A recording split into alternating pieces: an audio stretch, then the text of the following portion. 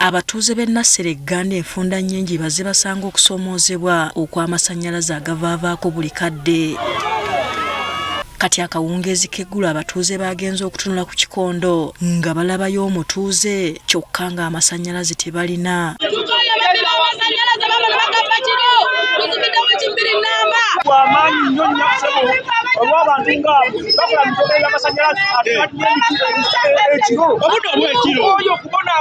Bagenze okumubuuza ky'akola n'abategeeza nga bw'ali omukozi mu UEDCL.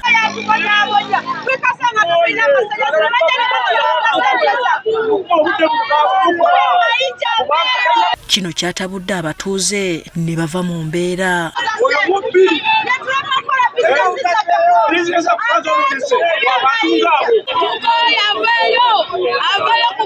Kino kyawaliriza ab'ebyokwerinda okujja okutaasa omuvubuka ono era wano kwe kutemya ku poliisi. Omuvubuka olwalabye poliisi naye n'alyokakka okuva ku muti gw'amasannyalaze.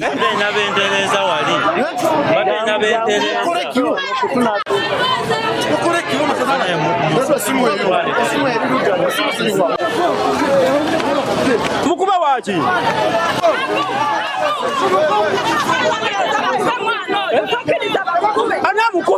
abatuuze bagamba ono yandibanga y'omu ku abo ababadde babaggyirako amasannyalaze.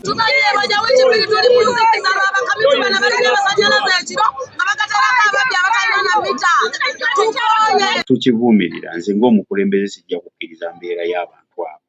Era oyo omusajja yawonye buwonyi singa saabaddewo mu kiro abantu badde batabuse nga bagala mu kuba. Nammwe aba UEDCL tubasaba mugambe ku bantu bammwe abo abataafinga amasannyalaze mu kiro balekeraawo kubanga abantu banyiivu bakooye okwonoona bizinesi zaabwe. Bino weebijjidde ng'aba UEDCL bagamba ekibululu ekisusse naddala mu ggwanga kiva ku bantu ababba amasannyalaze.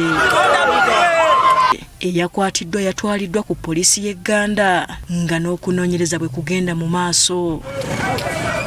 Hasifa Nanvuma, Agafe Yukspark TV.